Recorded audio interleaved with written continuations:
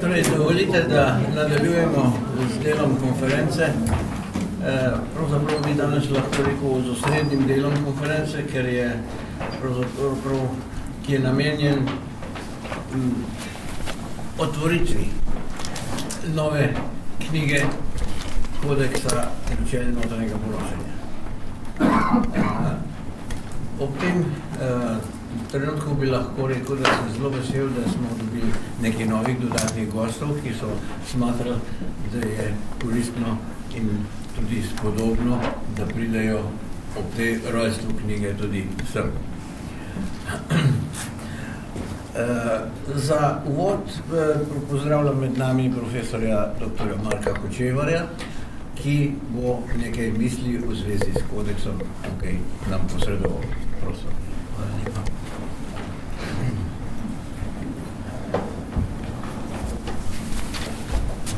A dela tole, gospod kamerman. Aha, rekel, da moram posneti.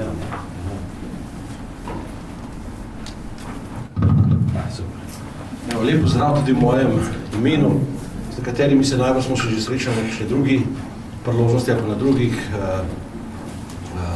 dogodkih. Moja naloga, kot je rekel Živko, smo danes lahko malo bolj, ker je tak velik dan, ker imamo kodeks malo bolj tudi neformalni, da nekako dam nekaj izhodišča za razpravo, ali ta kodeks potrebujemo ali ne, oziroma kje so te specifičnosti notranjega poročanja. No, to ne se bata, to je edini slajd, ki sem ga pripravil za danes, kjer sem dal nekaj takih par točk, par izhodišč okrog tega, ki mislim, da bi bilo dobro, da se v njih tudi pogovorimo. Nekako prva dvojica ali pa prvi par, kjer mislim, da bi bilo dobro kakšno besedo reči, je, ali je ta oseba oziroma ljudje, ki se ukvarjajo z notranjim poročanjem, ali je bolj navigator, ali je bolj administrator. Zdaj, jaz tukaj zmeri rad in mislim, da to je veliko resnice je v tej slikciji. Podjetje je neka ladja, ki ima svojega kapitana, svojega odločevalca in pa ima nek, če tako rečemo, oddelek, ki mu pripravlja informacije. To je navigator. To odločanje kapitana je danes seveda postalo težko, lahko rečemo, da smo bolj že zreli jebeno, nemogoče. To nemogočnost se predvsem dotika tega, so tudi valovi, ki jih tukaj obkroža ta ladja, seveda postalo. Plus cunami. Tako je, cunami, že niso več valovčki, ampak je cunami. Cunami se kaže, oziroma te nevarnosti se kaže seveda v večjih, ki dobro, ki delate v gospodarstvu, poznate. Eno je prav gotovo to, da vsi tekmujemo posod. Jaz sem bil dolg časa predsednik nadzornega sveta Libleda, pa so nekako tako razmišljanje vodstva podjetja, a sej mize pa posle pa najo Kitajci delali, mi smo tukaj na varni strani. Pa so pa še čez eno leto iz enega sejma v Nemčiji, vsi bledi, so rekali, veš, da imajo Kitajci prav enake mize kot mi, enake posle in tako naprej. Se pravi, tisto, kar smo bili mi včasih malo vajeni, je bilo to neko lokalno, dost zaprto morje, ki smo mu rekli jugoslovanski trg, ki je pa postal seveda danes bolj razburkan. Moj kolega, ameriški profesor Pekin Hogan, je rekel, veš, malo problem teh vaših ladij je podjetje, da so postale prevelike za to okolje gospodarsko. Seveda, tukaj se zdaj pojavlja problem to, da moraš se to ladjo jed ven, ta ladja je enostavno premehna in tukaj so za kapitana vprašanje, kako se to lotiti. Internacionalizacija je en velik izziv slovenskih podjetij. Pa ne samo slovenskih podjetij. Jaz sem zdaj malo brez slabega glasu, ker so bile 3 pomembne tekme, ki sem izdelal v mrazu gledal. Eno sem šel v Ukrajino, eno v Maribor, pa zadnjič v Ljubljano, kjer je bilo malo bliža na rane, ki sem jih tam z Ukrajino doživel. Pravimo, zgubili smo evropsko prvenstvo, zgubili smo ga seveda tisti, ki spremljate, tukaj vsaj za 15 milijonov neposrednega denarja, ko so pa še tisti multiplikatorji, ki tukaj so.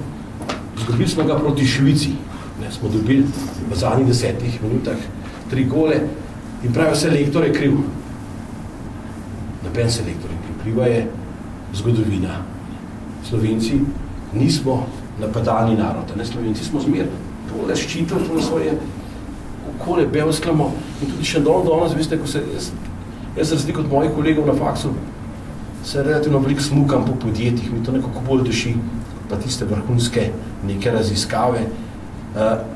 Ne morem verjeti, kako teli kapitani ladje, kako samo opazijo, da ja, ne bo nekdo nekaj ščepca vzel, da, če oni so polni usta povezovanj, ampak ko pa pride do konkretnih zadev, pa vsi mislijo, prekozar, da v mesto dobil.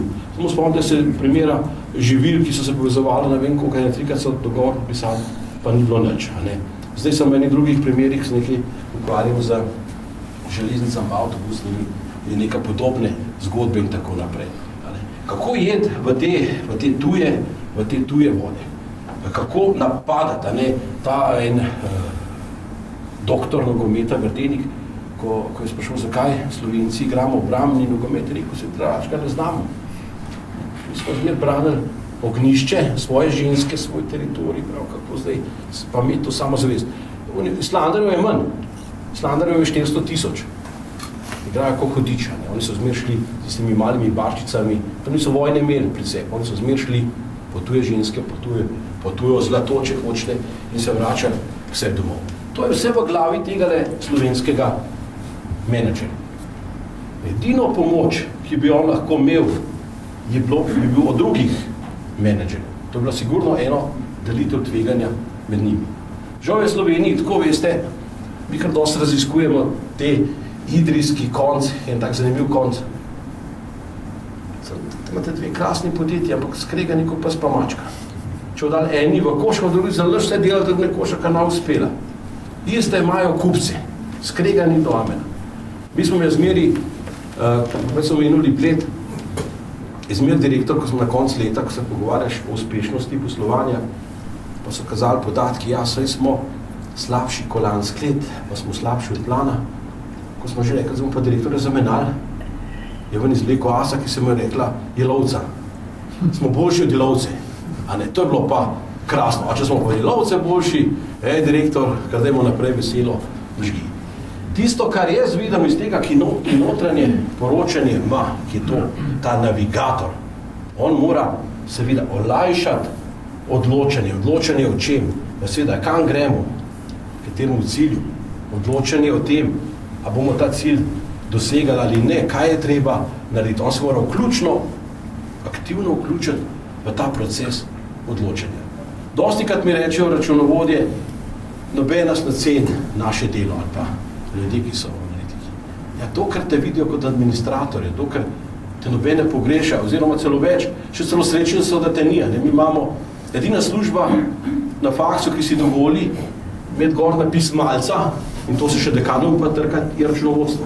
Malica. Vsi drugi so v referatih, smo dostopnih, lahko jagamo, kar hočemo. Šel sem malca gor, pravi ne diraj. Napolna boš dobil, ali pa ti bo kasno za temi cestovno, ko moraš plačati in tako naprej, in bo težava. Navigator je tisti, ki se mora tudi danes seveda najdeti svojo pozicijo v tem. Se pravi, in dostikrat seveda, veste, je ta krivica na nas samih.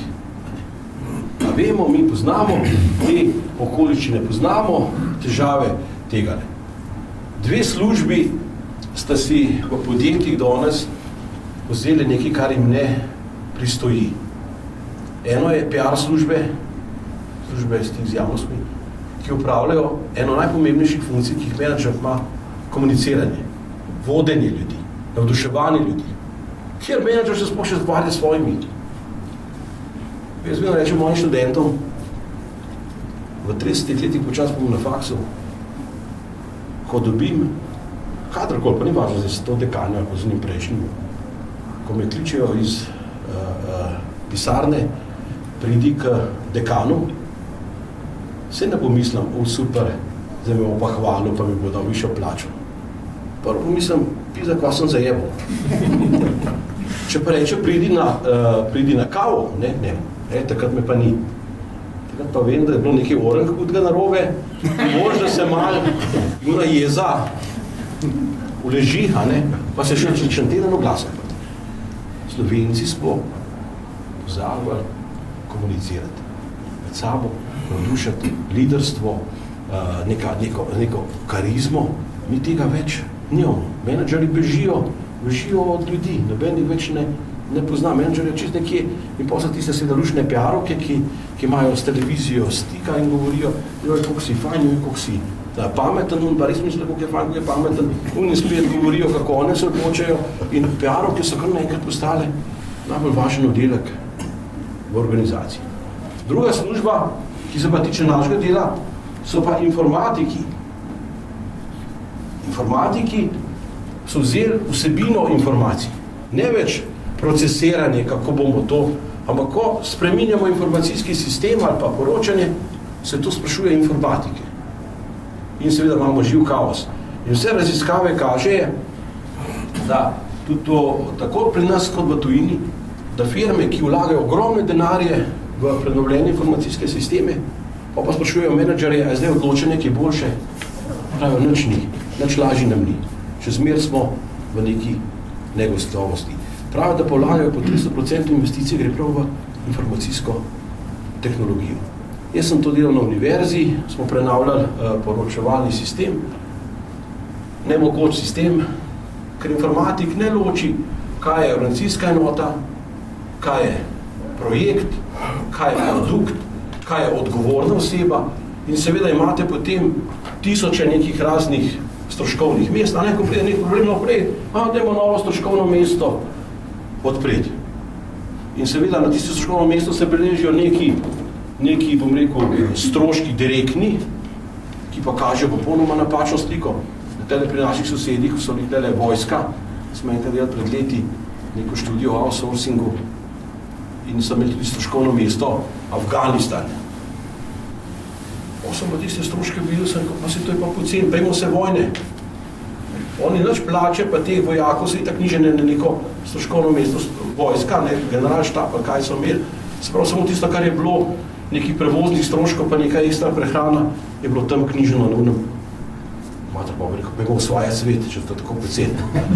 Tako da, seveda, mi imamo ne pa, isto v nogometno zvezo, za katero delam, stroški nogometne zveze, kot take visoke, vidiš noter po vse, Katančeva plača, ki je zaposlen si na nogometni zvezi, njegov avto, njegov telefon, vseh pomočnikov, to je vse knjiženo na administracijo.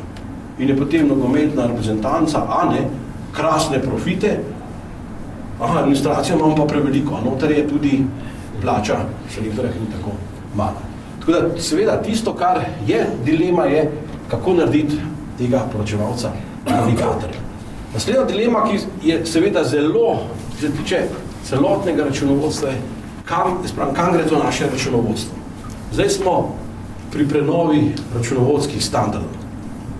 Jaz ne vem, saj jaz jih nisem bral. Jaz sem že nehal računovodske standarde brati, ne vem, Blanka, moja toliko bolj revizija. Ampak to je, če je kaj postalo, pa ne duhovitega, pa duhomornega, pa nerazumljivega, so pa računovodski standardi. Jaz računovodstvo smatram kot zelo logično, kot zelo neko lepo, Goethe je rekel, da je to najlepši izum človeštva. Ja, tole bi mu dal za prebrati, pa če je to nekaj lepega, pa jaz več ne vem, o čem mi to govorimo. Mi smo vso logiko, vse, kar je bilo. In to nas zaradi tega, ker par ljudi, misli, ja bom pa samo bilanco odprl, pa bom kazalnik računal, pa bo vse primerljivo. Ni primerljivo. Računovodstvo je subjektivno. Vsak dogodek ga subjektivno in je noter prežeto subjektivnostjo. Je prežeto z neko, če hočete, kreativnostjo.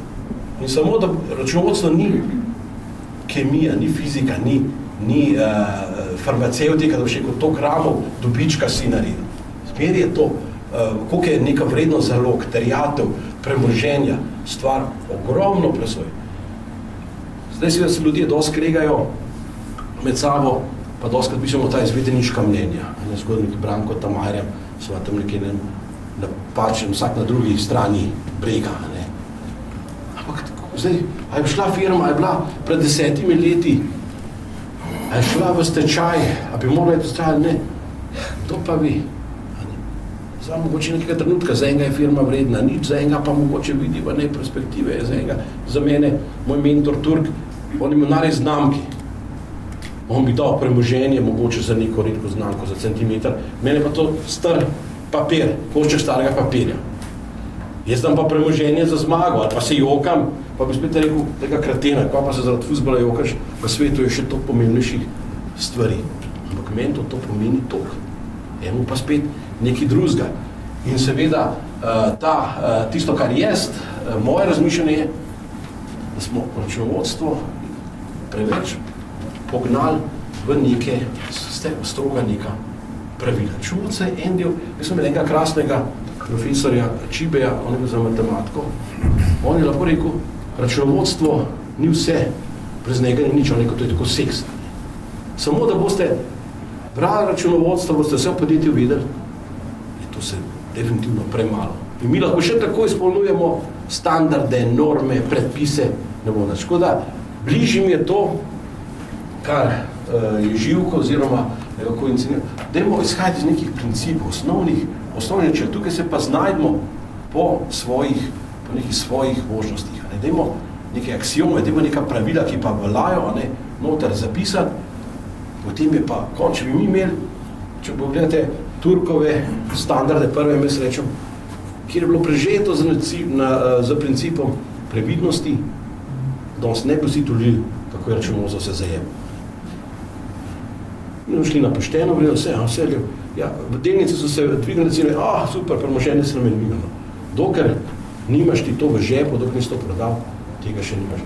Kaj je zgrad, pa kot sem rekel, zmer najdete človeka, ki bo rekel, ta zgrada je vredna tok in tok.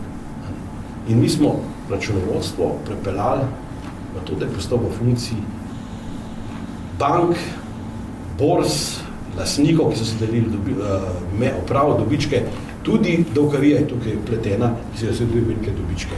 Že dokaj smo mi dobičke skrivali, dokaj je to princip konzervativnosti v redu, kot tega načela, ko ga več ne najdete v standardni konc, za mene tudi pravega računovodstva več.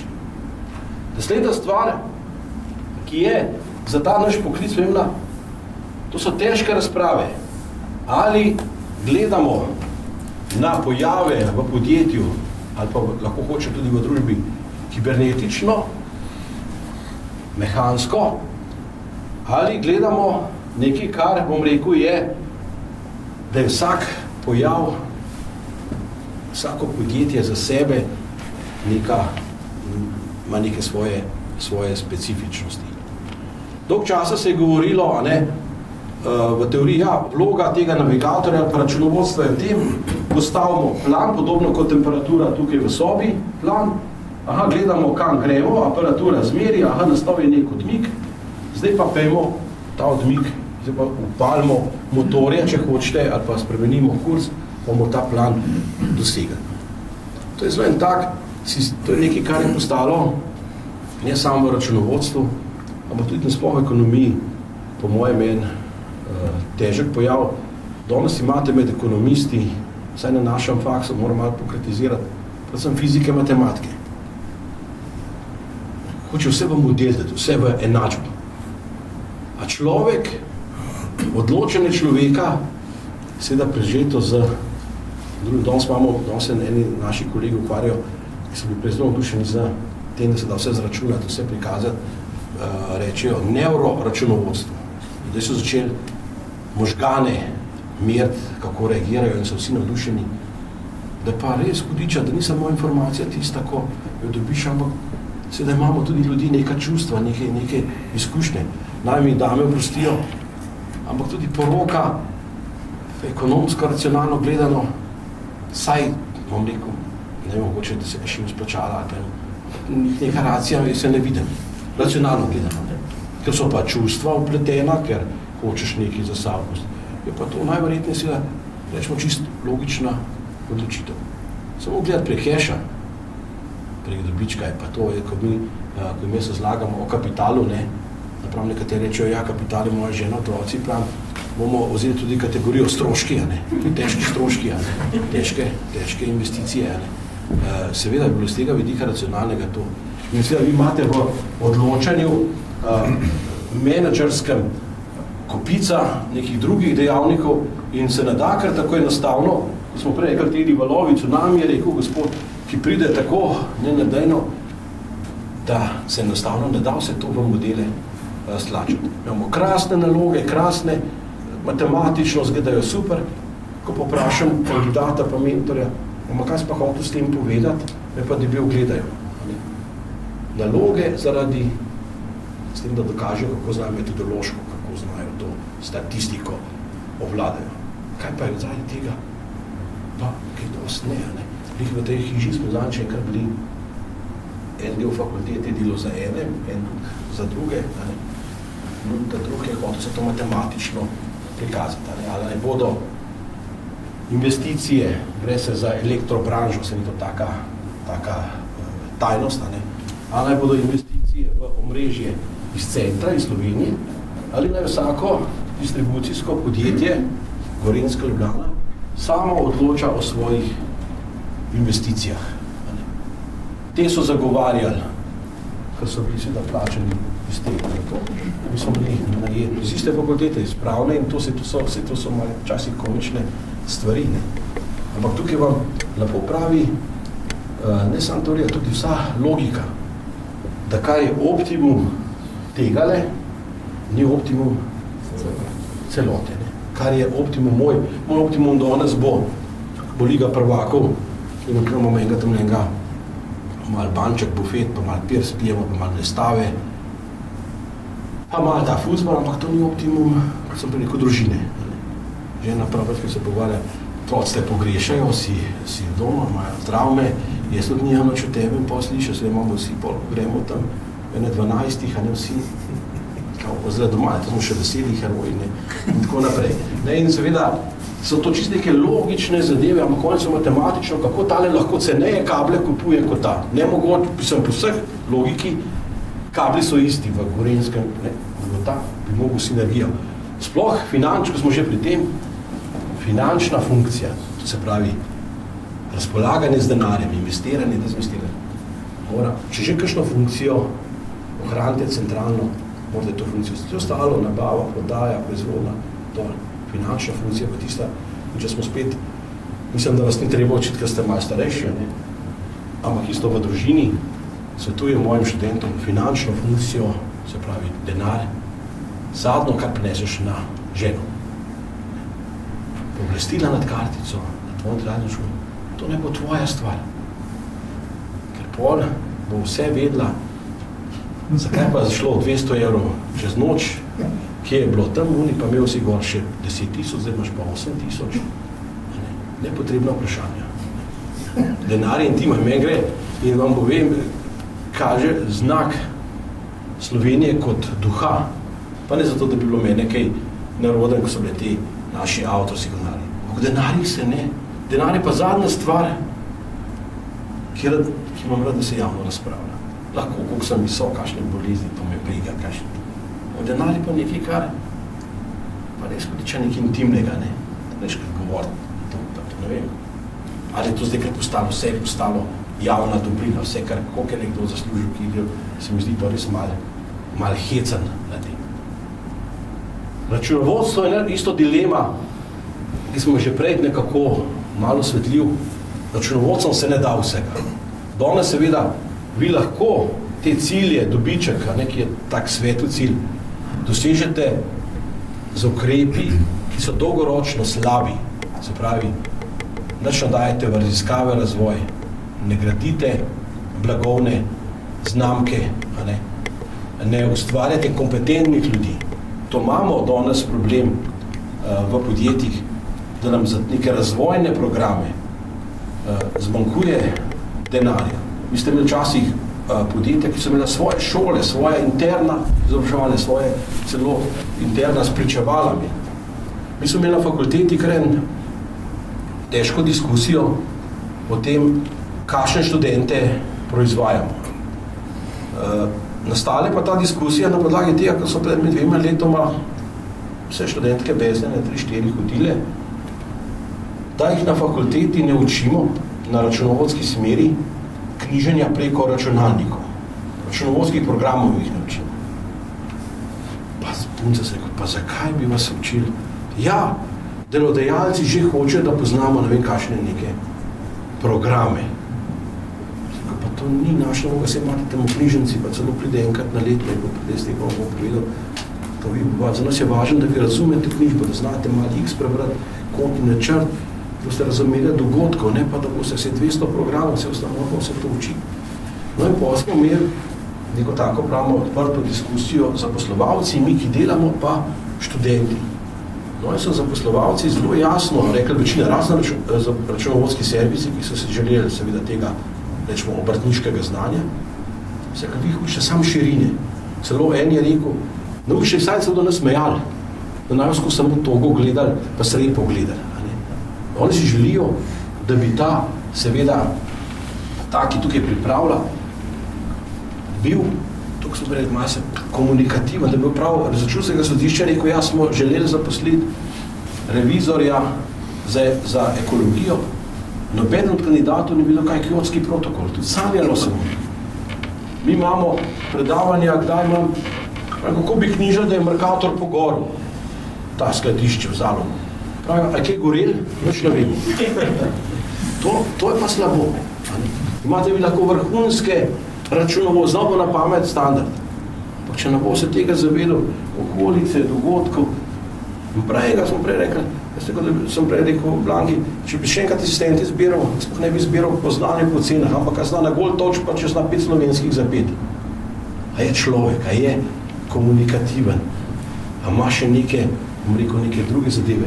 In seveda nujno te računovodske informacije treba dopolniti o tem, kaj se dogaja z našim kupcem, kaj se dogaja z našimi ljudmi, znanjem, blagovnimi znamkami, razvojem produktov in tako naprej. Kratkoročno, dolgoročno, imamo samo kratkoročni pogled na poslovanje, ali vidimo neka obzorja.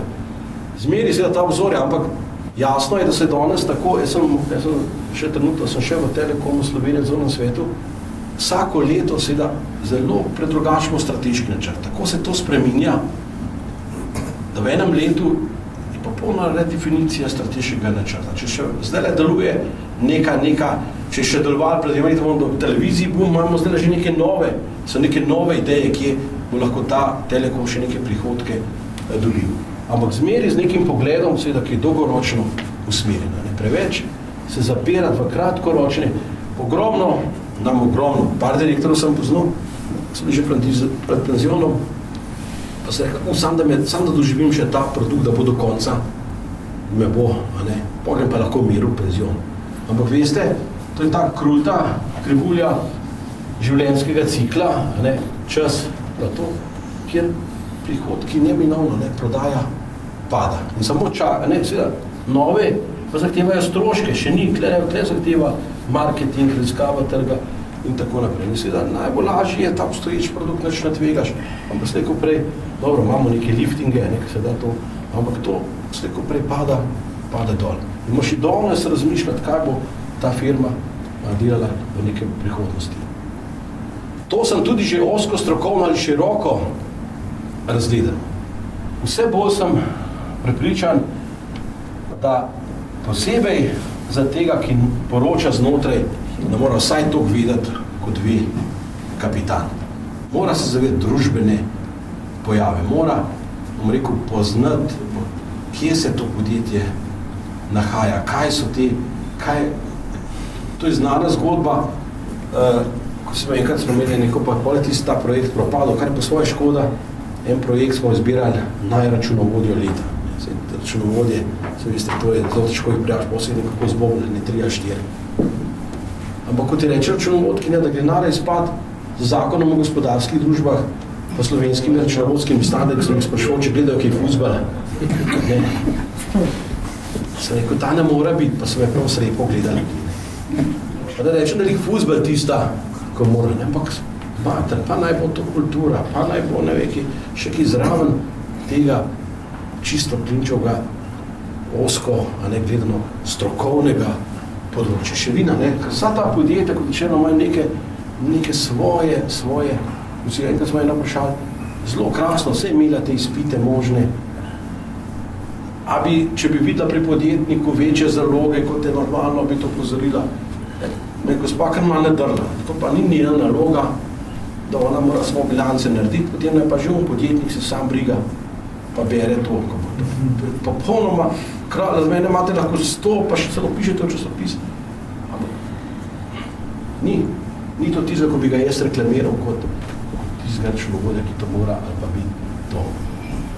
Zelo veliko imamo dilem in tudi vidim te informacije, ki jih danes dobivam kot nadzornik in pa razmišljanje uprave uspešno ali učinkovito.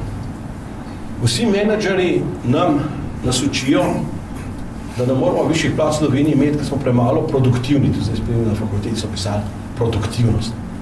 Produktivnost v samem bistvu pomeni, koliko si naredil nek produkt na uro, na mesec, na zaposlenje.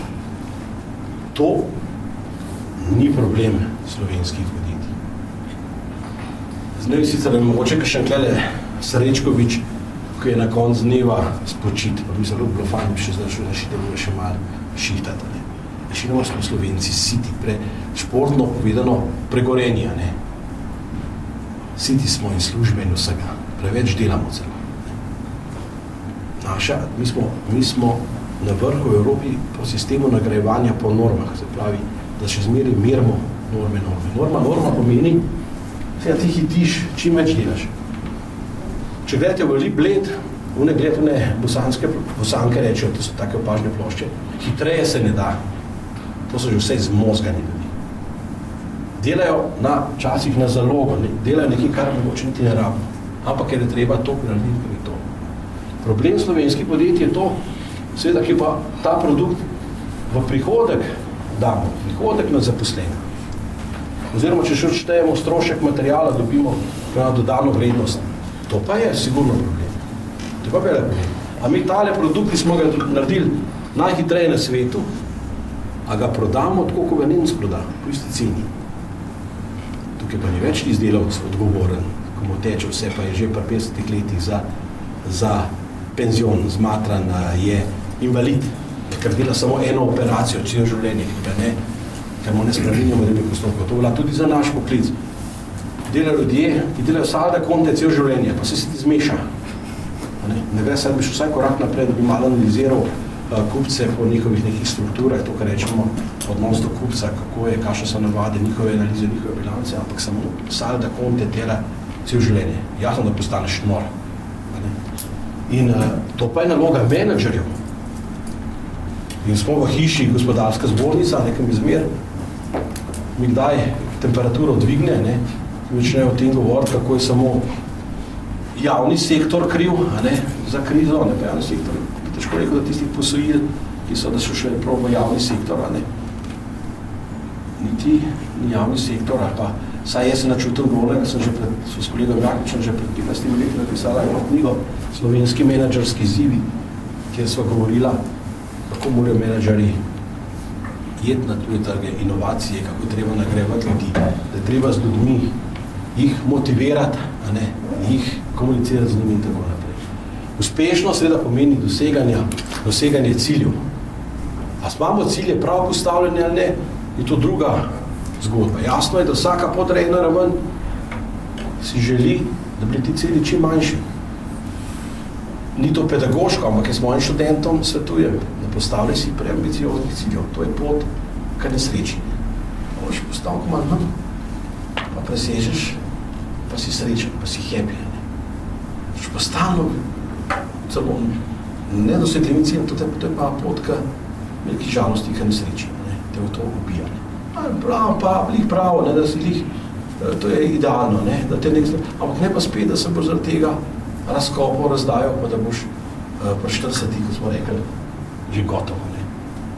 Preteklost ali prihodnost? Definitivno prihodnost je fokus priprave informacij in to. Če je tole tista naša Titanik ali pa tista ladja pred Toskano, imamo lahko to, kar nam prodajajo proizvajalci informatike. S tem računovodskim programom boste imeli pa točno hitro informacijo. Ampak praviloma so to informacije, ki kažejo pasi. In ta informacija, ki pravi, dragi kapitan, pred 1 uro smo trčali na to skalo, na čer in ležimo, imamo to kljuke noter. Ta žal kapitan lahko toliko, da gre hitro, kaj rekel, da je šel samo malo pogledati, da se da kako rešel, pa hitro šel s čolničkom ven, v paniki, ne pusti, da so se pa dušili tam noter. In to imate v podjetjih seveda, ko vsi strašno zadovoljni za službo, ampak če imaš kakšno službo, povej, to je prvi znak, da nekaj ni v redu. Vsak po svoje išče službo. Preteklost in seveda prihodnost je tista, ki je izziv, ki je pa seveda negotova. Tukaj informacije niso točne, tukaj so približki. Kako smo do tega prišel? Čira čara, dostikrat tukaj tudi včasih 10%, 15% si se zamotil, pa je včasih boljš, kot pa da čakaš, da bo informacija točna, ampak prepozna. Srbi imajo dober izrek za ljudi, ki čakajo, otišla baba s kolačima. Smo čakali, ne bomo še z investicijo počakali, pa dajmo še ne bomo videli, kaj bo trg pokazal. Pa čez 1 let je trg še slabši, še bolj negotov. Čakaš. In od tega seveda čakanja ni nič. Tisto, kar je, draž in tisto, ko se ne zna odloča, pa tisto, ne zna, ni za management. To je prečeto z tveganjem. Včasih tudi malo na živce včasih tudi kakšne razni procesi. Seveda po 10 letih gledati neke dogodke nazaj je to čist drugo, kot se pa miselno predstaviti v tisti čas. Je to bilo rečeno tsunami. Moram reči, vsaj jaz ne, pa večina nas ni, da bo tako kruto prišlo do spremembe na trgu, ni noben pričakoval. In seveda biti pameten, pa bi mogel, pa veš, da so cikli, mogel, ko je euforija, ko se to teče, to smo tudi rekli, točnost in ali kreativnost. Kreativnost je izraz, ki bolj želivo, hoče reči kreativno računovstvo, se tale dobiček pa nekako spacate. Pa če mogoče za finančno računovodstvo, ki bi moglo biti bolj, kot sem rekel, prežeta z nekimi načeli previdnosti, ker če imaš 2 izbiri, 2 vrednosti za premoženje izberi nižjo, tako nas je Turk učil, je pa tukaj kreativnost definitivno, kar mora biti.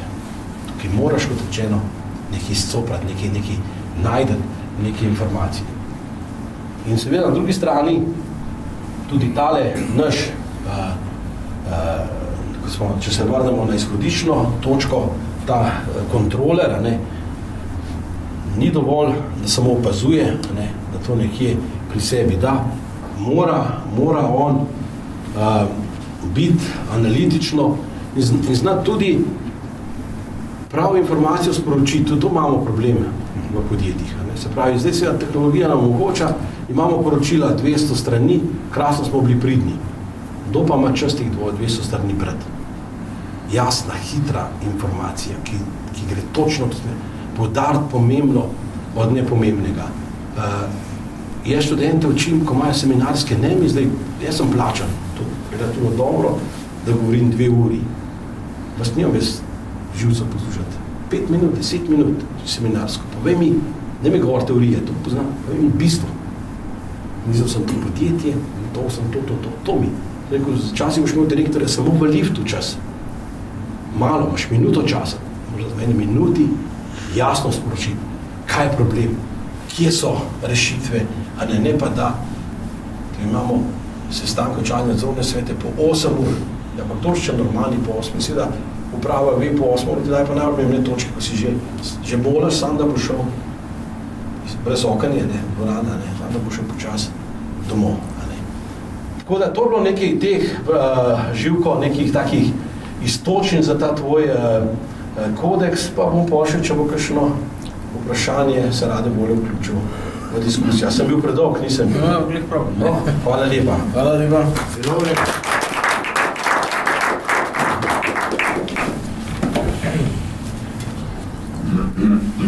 Kakšno vprašanje, razmišljanje o tem uvodu?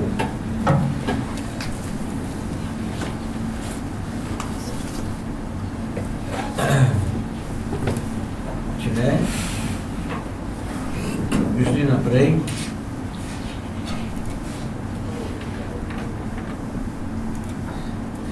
Predno bi šel na tole pripravljen slajd, bi morda nekaj se navezal, kar smo slišali ravno kar, ne?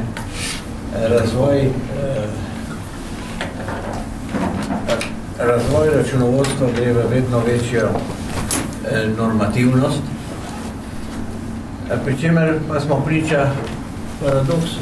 Ob večji normativnosti je vedno več lukenj v računovodstvu, vedno večji prostor kreativnosti, ampak v tistem bolj slabšem smislu. To se pravi, vedno več predpisov, normalno, vedno več lukenj. Kaj pravzaprav se dogaja? To se pravi, da v bistvu trpi na račun natančnosti, v narekovajih, trpi pravzaprav koristnost tega računovodskega informacijskega sistema. In kako ven? Iz tega lahko ven pridemo vsem s tem, da se vprašamo, za koga je bolj to koristno. In že marsikakšna teorija, ki je že podprta, kaže, da razvoj računovodstva v svetu in s tem tudi večja normativnost gre v smer služenja samo ene vrstam interesov, to je kapital. Ampak to v smislu investitorjev, zunanjim uporabnikom, ki hočejo od tega računovodstva imeti seveda informacijo, kam se splača kaj vlagati. In zato tudi princip poštene vrednosti v računovodstvu in tako dalje. Druga smer, za koga? Za druge uporabnike smo pa nekoliko malo pozabili, kar pomeni, da notranje uporabnike računovodskih informacij smo nekoliko jih pozabili iz preprostega razloga, ker to ni normirano. Pa vendar je to temeljno poslanstvo računovodstva. Kot je bilo prej povedano, je to navigacija. Na navigacijo smo pa pozabili. Kar pomeni, da smo pred izzivom oblikovanja informacij iz vedno bolj natančnih, pa vedno manj koristnih informacij. Uporaba česa je to zdaj pomembna? Po mojem prepričanju samo uporaba gospodinjske logike. Seveda, to ima pa vsako gospodinjstvo zase. In ima vsako prav. Kar pomeni, da smo pred izzivom, kako zdaj to na nek način urediti, da bi se saj približali neki splošni gospodinjski logiki. Tu sem začel z eno mislijo, ki je bila zdaj v Harvard Business Review napisana, Thomas Davenport je rekel, da ni važen, kako ljudje uporabljajo, torej stroje, ampak je važno, kako uporabljajo informacije. Kako jo uporabljaš, zato rabiš ne več tehnično znanje, ampak gospodinjsko logiko. In zato je namen kodeksa in tudi sicer notranjega poročanja tule skratka zoženo na 5 temeljnih področij.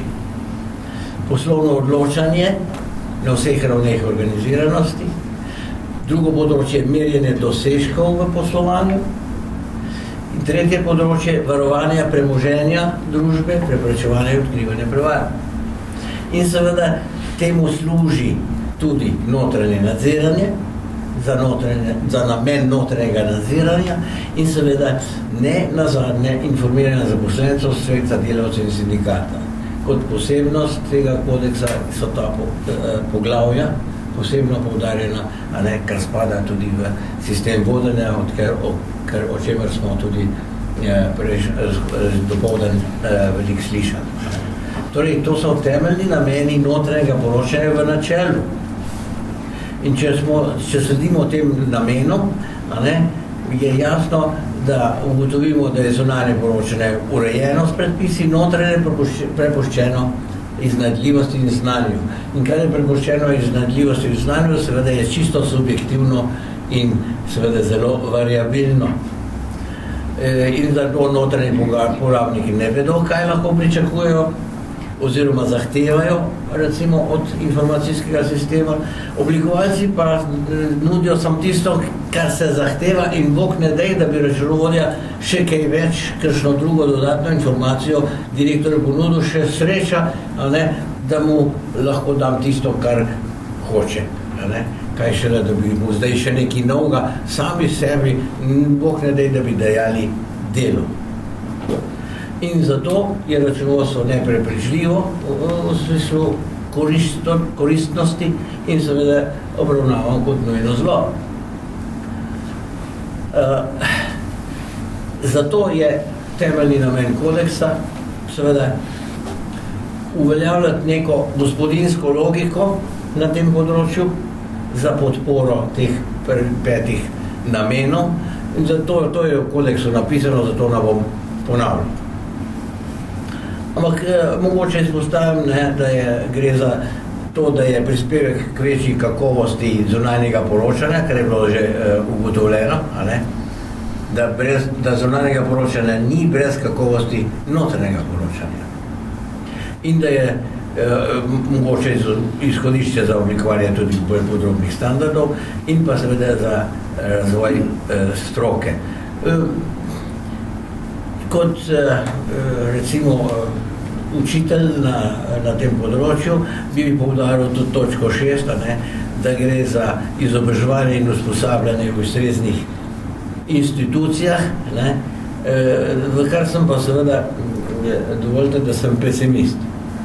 Zato, ker smo že pred več kot 10 leti napisali kodeks poslovno-finančnih načel, pa redko katera institucija, ki uči ekonomske predmete in finančne, sploh študentom omeni, da tak kodeks obstaja.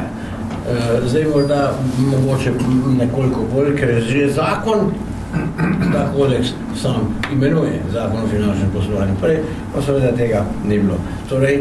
Torej tudi izobraževalne institucije bi morali tukaj svojo vlogo opraviti. Izhodišča, kako smo se lotili oblikovanja kodeksa, so tu.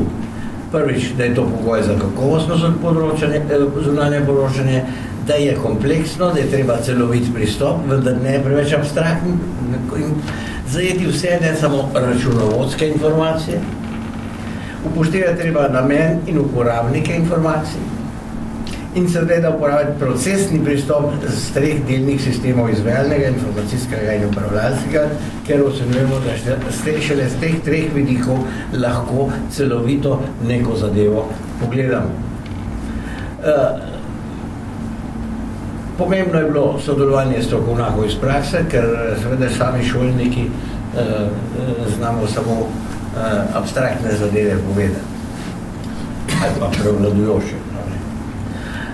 Rdeča nit kodeksa je postavljena, najprej splošna načela in organizacijska, potem pa bolj informacijska in njihovo prilagajanje posebnostim dejavnosti. In seveda zagotoviti treba možnost nadaljnjega izpolnjevanja. To so bila izhodišča projekta, ki ga je mimogrede seveda podprla tudi Gospodarska zbornica kot generalni pokrovitelj. Tu bi poudaril ta pogled na podjetje z izvajalnega sistema, informacijskega in poslovodnega. Zakaj? Zaradi tega, ker je tak pristop omogoča določen dogodek, določen proces ali neko stanje osvetliti z 3 različnih vidikov in s tem tudi celovito. Pri tem smo začeli z računovodstvom kot takim. Torej tudi računovodstvo, ki je najpomembnejši del tega srednjega delnega sistema, informacijskega delnega sistema. Tudi to računovodstvo sam, torej računovodski informacijski sistem oziroma cel informacijski sistem lahko gledamo z 3 vidikov, izvajalnega, informacijskega in poslovodnega.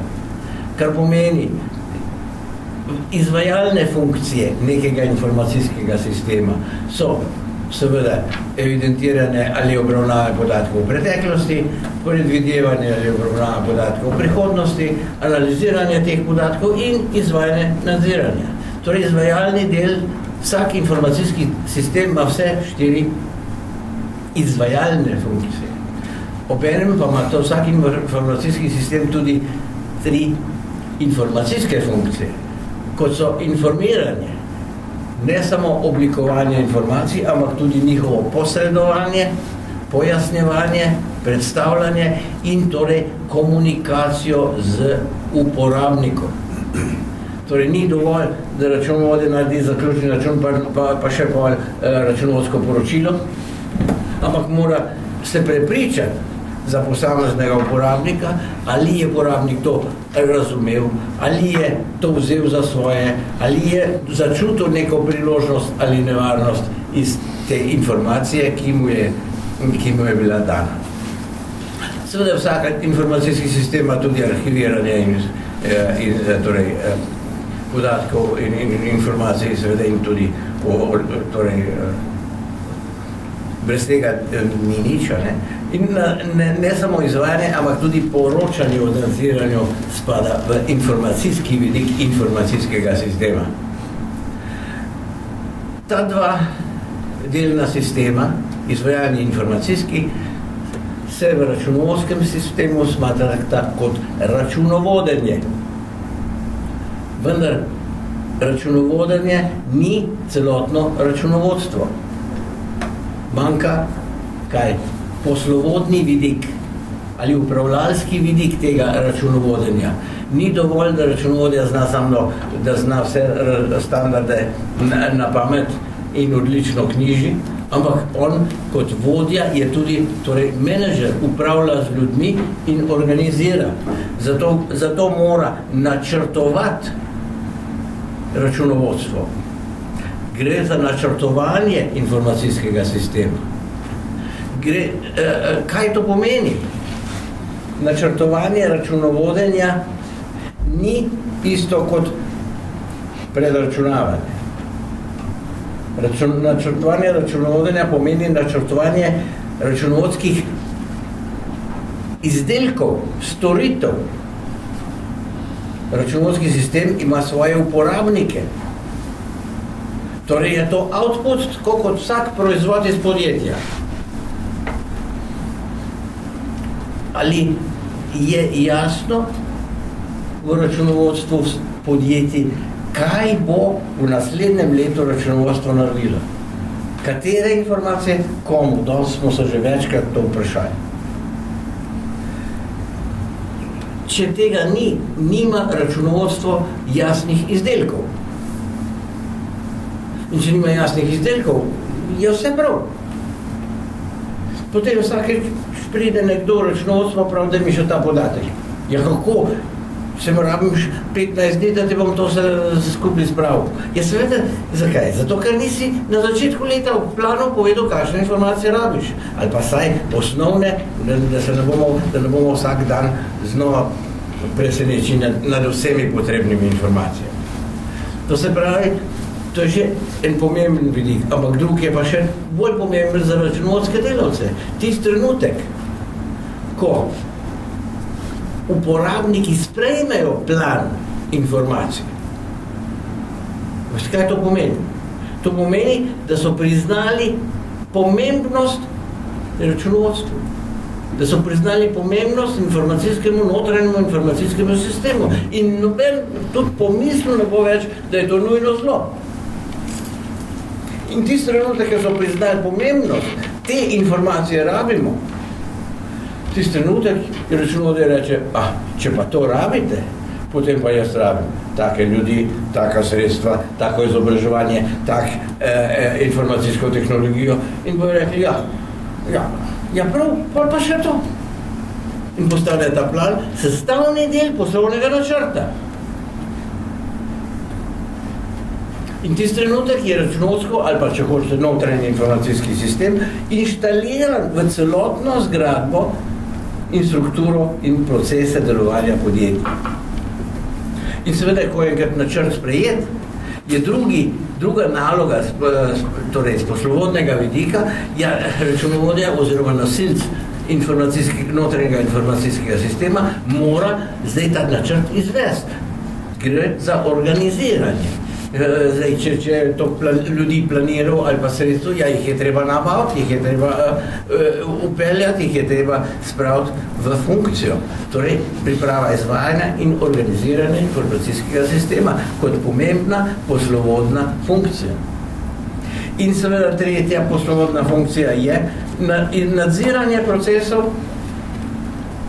v informacijskem sistemu, kajti če računovodja reče, to se mora zgoditi, na ta in ta način, je dolžan tudi kontrolirati, ali se je zgodilo.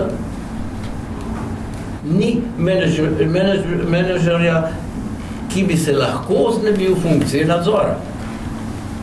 Ker če si dal komando, si dolžan to tudi nadzirati, ali se je ta komanda izvršila.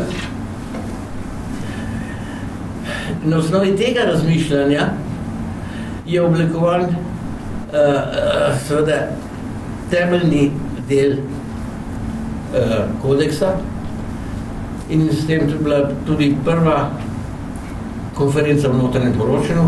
Vsak od teh trikotnikov je imel svoj referat na konferenci. Vsak od teh trikotnikov je razdelan z posameznimi avtorji na prvi konferenci notranjega poročanja. Torej, tiste teme, ki so bile na konferenci, niso slučajno zbrane, ampak imajo izhodišče v tem razmišljanju, da lahko celovito informacijski sistem obravnava. Pri tem pa smo ostali pred dodatnim vprašanjem. Kaj pa pravzaprav to že evidentira in izvaja, to je krasno, ne? Ampak katere informacije pa so zdaj tiste, ki jih je pa treba zajeti v notranje poročanje? To je tak kolos, ogromen, ker ne moreš kar začeti, zdaj bi pa jaz pa to, pa ono. Kako bomo zagotovili, da bomo vse zajeli, pa rekli, še vedno, nismo nekaj spustili, ampak če smo kaj, vemo, kam spada. To pa je drug pogled na tole in sicer ugotovili smo 3 razsežnost notranjega poročanja. Prvo je področja nalog, zakaj rabimo informacije, potem so te informacije za predračunavanje ali obračunavanje, torej vnaprej in seveda pogled v preteklost, in seveda tretja razsežnost raven poročanja, torej gre za koga, za uporabnike. In kaj dobimo iz te kocke? 1, 2, 3, 4, 5, 6, 7, krat 3 je 21, krat 2 je 42 predalčkov v tej kocki. Kaj to pomeni? Vsak predalček v tej kocki ima svojo vrsto informacij. Je ni informacije, ki je ne bi mogel spraviti v enega od teh predalčkov. Kar pomeni, da je bila to osnova za naslednjo konferenco v notranjem poročanju, kjer so bili referati točno po teh poslovnih funkcijah, zajeli so tudi predračun, obračun in tudi za posamezne uporabnike. Torej, tudi druga konferenca, teme drugih konference niso bile slučajno izbrane, ampak na osnovi tega razmišljanja. Zato je nastala takale struktura kodeksa.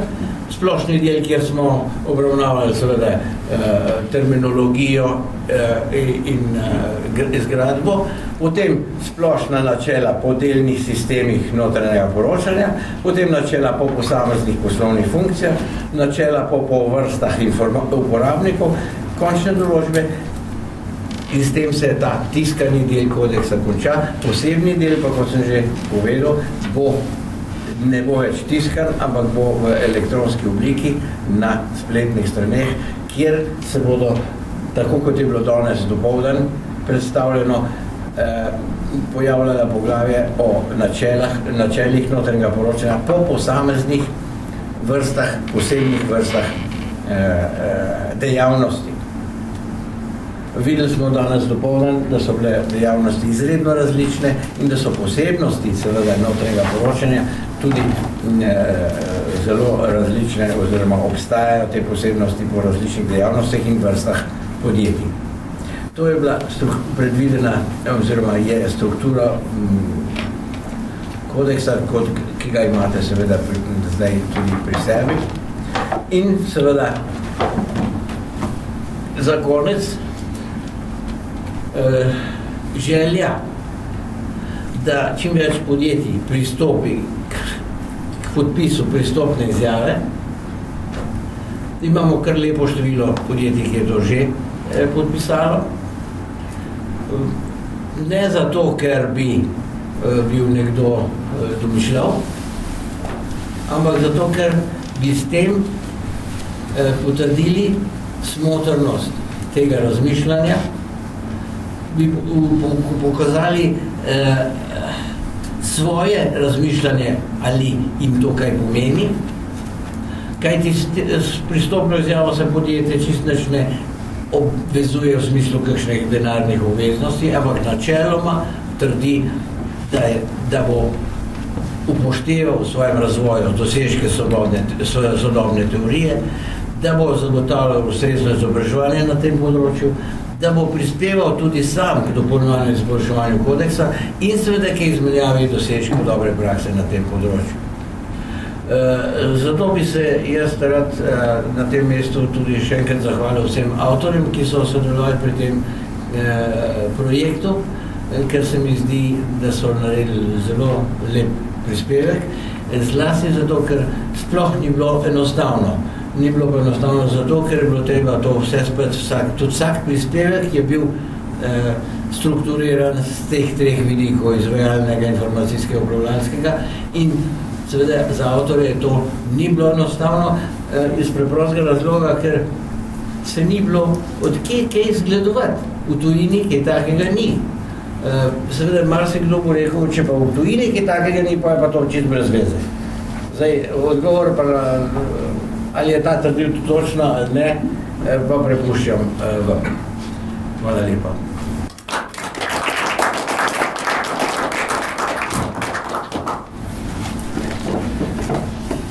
Ali ima kdo kakšno mnenje, vprašanje glede na to, kaj sva tule za začetek dala na mizo? Prosim. Dala bi kot primer dobre prakse in v podporo kodeksu, ki je nastal. Že pred nekaj leti v eni od delniških družb, ki je imela 5 hčerinskih podjetij, so strokovne storitve bile na krovnem podjetju. In tu noter je sodilo računovodstvo, finance, kadrovska. In mi smo takrat, ko smo pripravljali poslovni načrt za naslednje leto, povabili k sodelovanju vodstveno ekipo vseh teh hčerinskih družb in smo izdelali točno, kakšne informacije in kakšne izdelke potrebuje določena služba v tistem hčerinskem podjetju. In vse te storitve smo potem ovrednotili, vsebinsko smo jih podelili, ovrednotili smo jih in to je bil sestavni del njihovega poslovnega načrta in našega na krovni družbi poslovnega načrta. To nam je tudi omogočilo, da smo skozi leto spremljali, ali so zadovoljni z delom strokovnih storitev, uresničujejo to, kar je bilo potrebno dati in obratno. Ni prihajalo do tega, točno se je vedelo, kaj lahko od nas pričakujejo in kaj ne. In tu pravim, da je to res v podporo temu kodeksu splača se tak del. No. Hvala.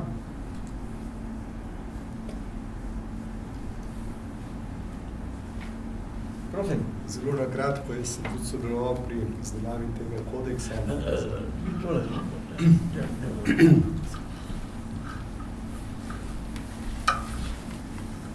Pravim, da sem tudi sodeloval pri izdelavi tega kodeksa in moram reči, da ko me je gospod dr. Bergan povabil k sodelovanju, sem se kar malo potil, še posebej potem, ko je rekel, kako mora biti pač takšen prispevek strukturiran.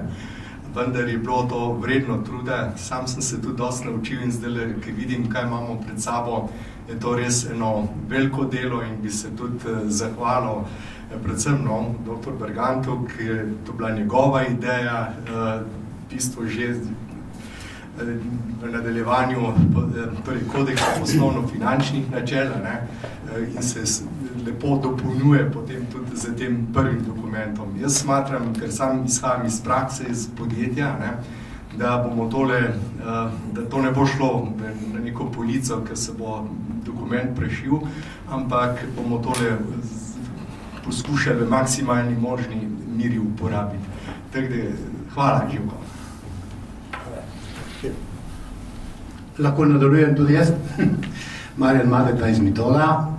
Tudi sem bil pozvan strani gospoda Živkota in glede na to, da sem direktor v podjetju, bi rekel, da nimam nič z računovodstvom, ma ne bom tega rekel. Že zaradi tega, ker že ko sem začel delati kot direktor TOZD-a pred 30 leti, takrat smo v podjetju Resoliti imeli 7 temeljnih organizacij in jaz sem bil direktor od ene in mi je rekla računovodkinja, ti si edini direktor, ki za vsako stvar prideš k meni, razčistiš, da razumeš, zakaj se gre, drugih to ne zanima nič.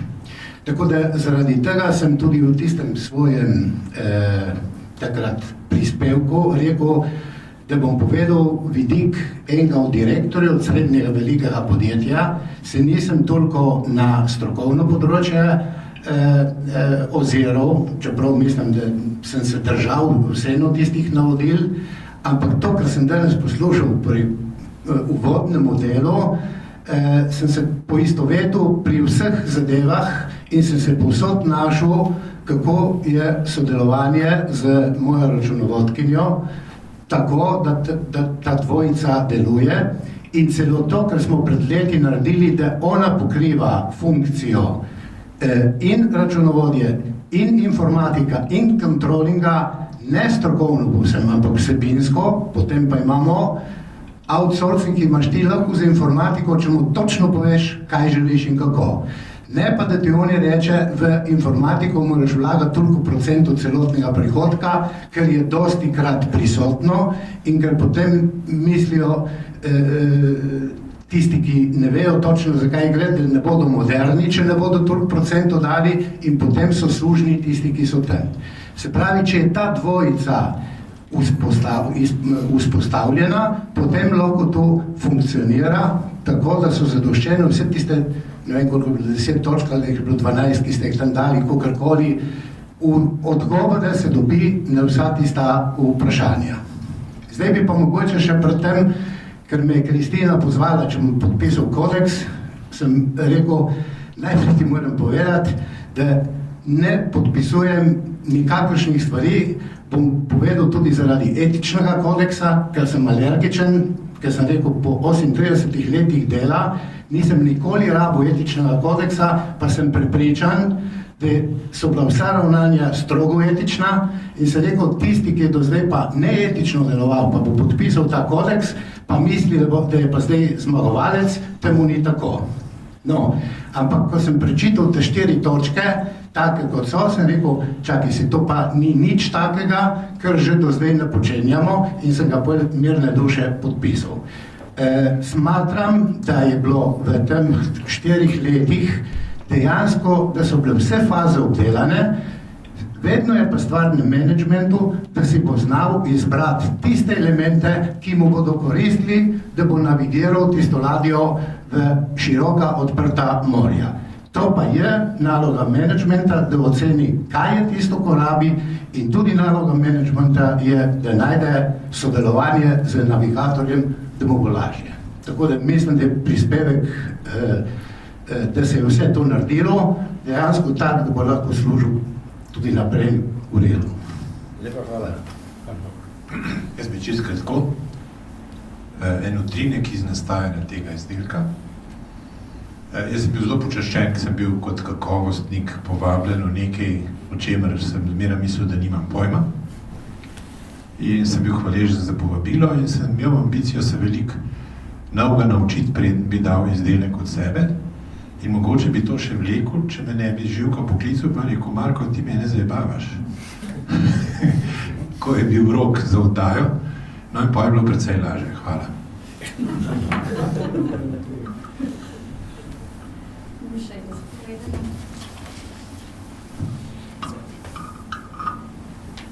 Tudi jaz sem bila soudeležena na 3. konferenci notranjega poročanja s svojim prispevkom in sicer na področju negospodarstva, socialno-varstvena dejavnost.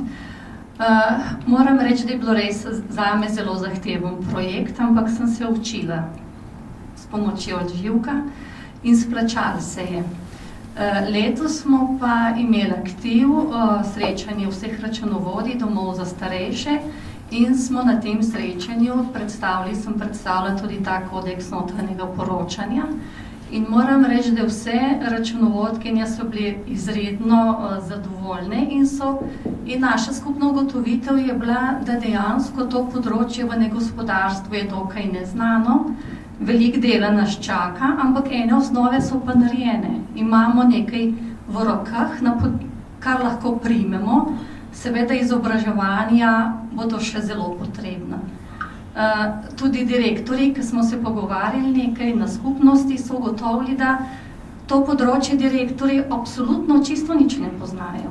Računovodkinje smo res obremenjene z tem zunanjim poročanjem, notranje poročanje v negospodarstvu kar naenkrat ni potrebno, ker je res preveč dela z zunanjim poročanjem, ampak na tem področju so ugotovili, da je še ogromno dela. Jaz mislim, da smo začeli nekaj premikati, da imamo eno osnovo in upam, da bo čedalje več tistih računovodk in direktorjev, ki bodo res to tudi v praksi začeli uporabljati, vsaj spraševali se, kakšne so še možnosti, katere so tiste informacije, ki jih lahko računovodje ponudimo, še posebej, ker je to področje socialno-varstvenih dejavnosti izredno negotovo, zakonodaja se na tem področju močno spreminja, domovi za starejše smo kar naenkrat na prepihu, spreminja se naša dejavnost, dokler je vse v redu, dokler so pozitivni rezultati, niti ni potrebe po kakšnih dodatnih informacijah. Se pa zavedamo, da ne bo skozi tako in imamo ta kodeks, na katerega sem tudi jaz izredno ponosna in hvala, gospod Bergant, za vaš trud in podporo in učenje nas vseh, ki smo na tem področju delali. Hvala.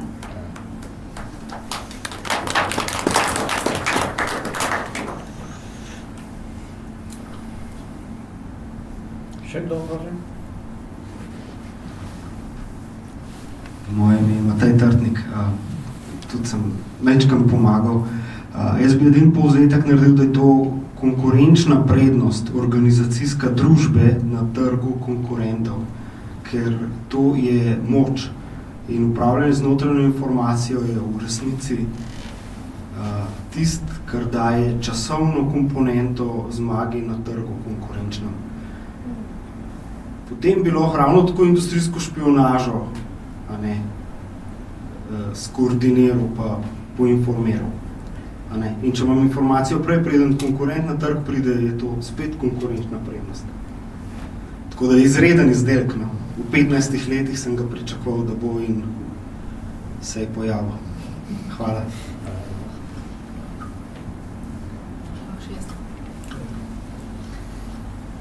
Moje ime je Nataša Postotnik, tudi jaz sem bila soudeležena pri prispevkih, povabljena strani dr. Berganta in pravzaprav vedno z neko hudo tremo pristopila k izdelavi člankov.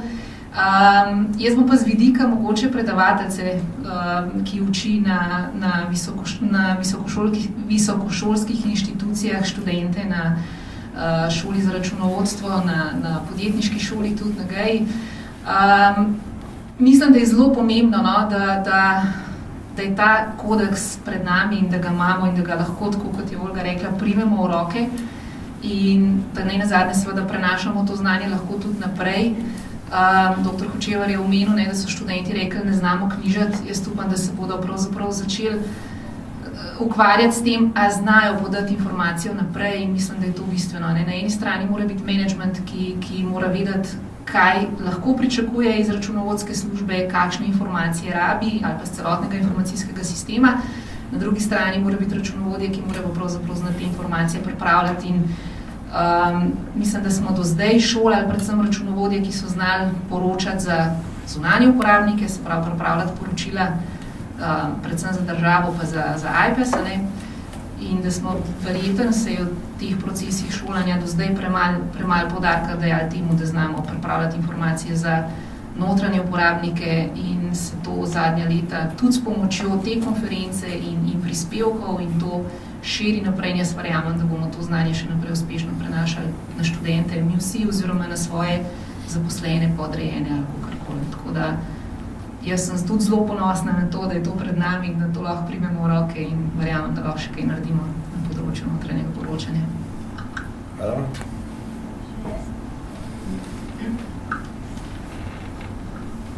Moje ime je Ida Kavčič, imam svoje podjetje računovodski servis in davčno svetovanje.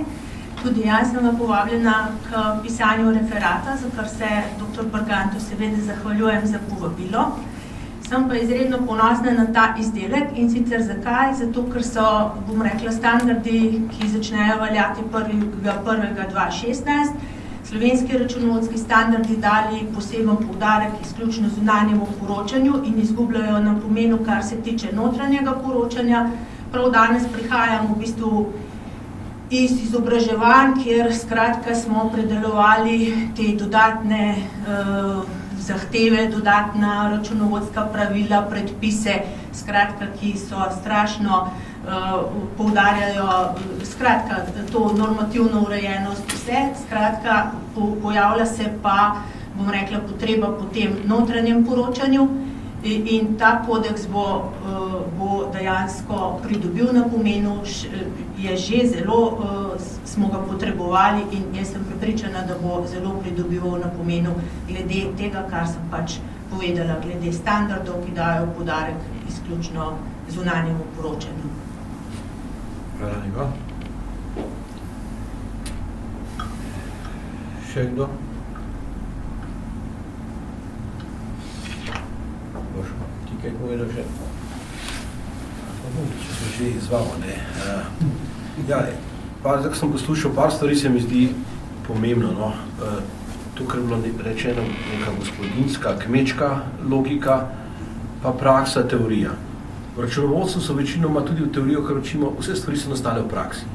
Jaz sem bil v podjetju Metrel, smo nekaj delali, tega Američana sem ga prej omenil, smo imeli. On je rekel, Marko, pa se oni imajo activity-based costing. Vsi so ga debel gledali, pa kakšen activity-based costing. Nobeni, niti niso bili po mojem neki študentje računovodstva.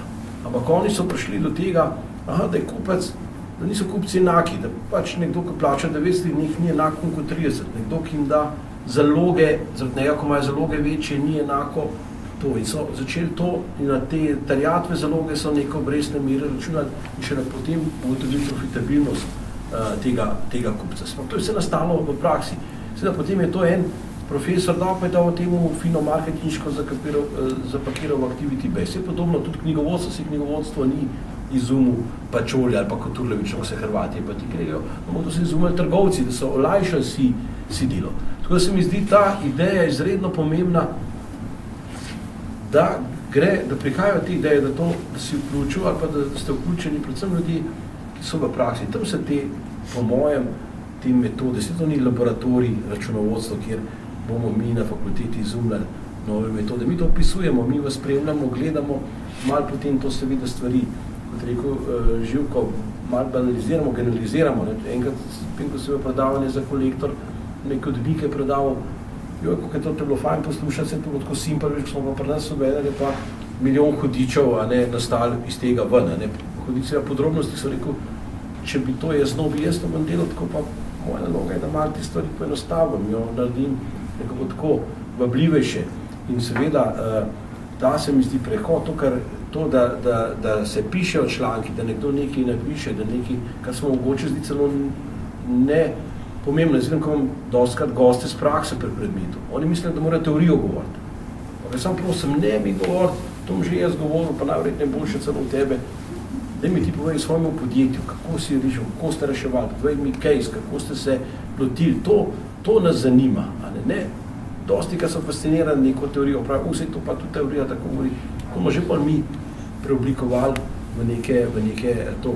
Ampak predvsem se mi zdi, da ta prehod, računovca je taka specifična, da gre iz prakse, ker tam je v praksi se čudovite stvari pravi. Balance scorecard, vi ste ogromno podjetij že zdaj, vse te informacije že do zdaj zbiralo o kadrih, o kupcih in tako naprej. Samo to se fajn pol sliši, nekdo to zapakira, da bolj neko teoretsko osnovo zadaj, tako da tukaj morate biti kar samozavestni in lepo gospa rekla, ne, iz teh, to, mi smo šele zdaj imamo in moj sošolc računovodja, ne, in šele prvič zdaj imamo na fakulteti izračun, koliko je dobička nosil s programom, in zdaj sploh tega, ne, pa smo to učimo, ne.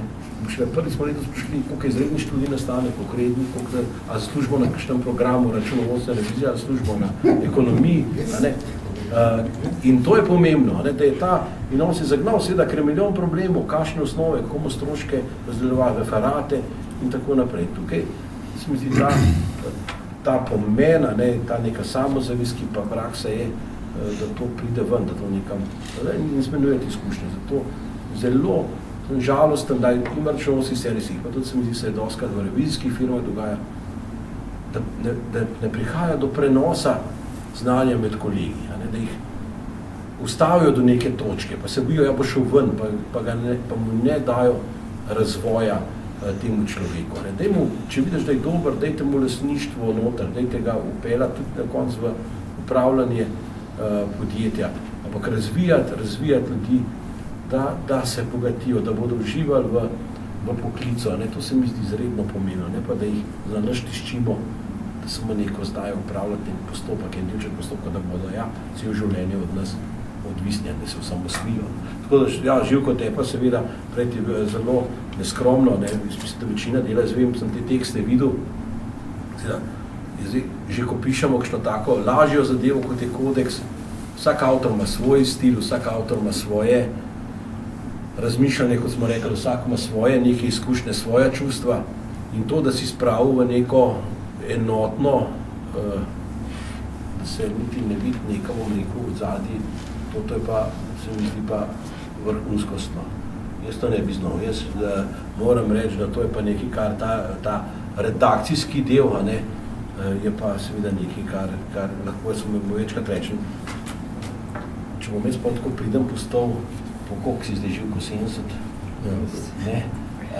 da ga je prijela ena taka delovna vnema, jaz jo bolj vidim fuzbal pa prvakov, so ta generacija nevredno pridni in trdoživi in popravim, sam dele in je res en tak motor, trmast, konja, se ga zmer hoče, mislim, nekaj rekel, tudi Marko je govoril, na hitro, kdaj je odpraviti, pa se ne da, tako da tudi z tega vidika vse priznane Živko.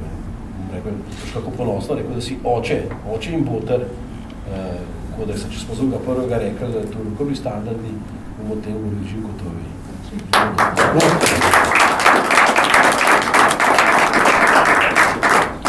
Hvala lepa za to priznanje.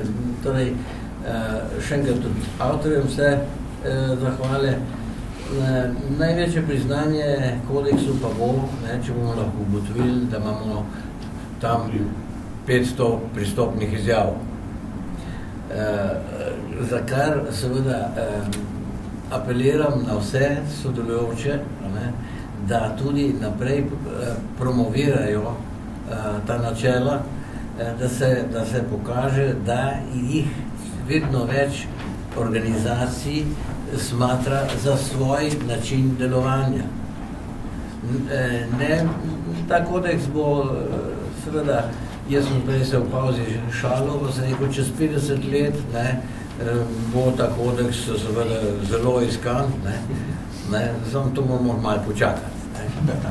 Zlasti podpisali izvod. Zdaj, Jaz bi izkoristil tole priliko samo še za nekaj. V aprilu imamo že 4. konferenco o analizi poslovanja, ki bo imela en sam delovni naslov, to je analiza poslovanja in celovito letno poročilo. Da je ta naslov pravilen in ustrezen, sem dobil danes potrdilo, ko je kolegica Blanka razlagala, kaj je to celovito letno poročilo.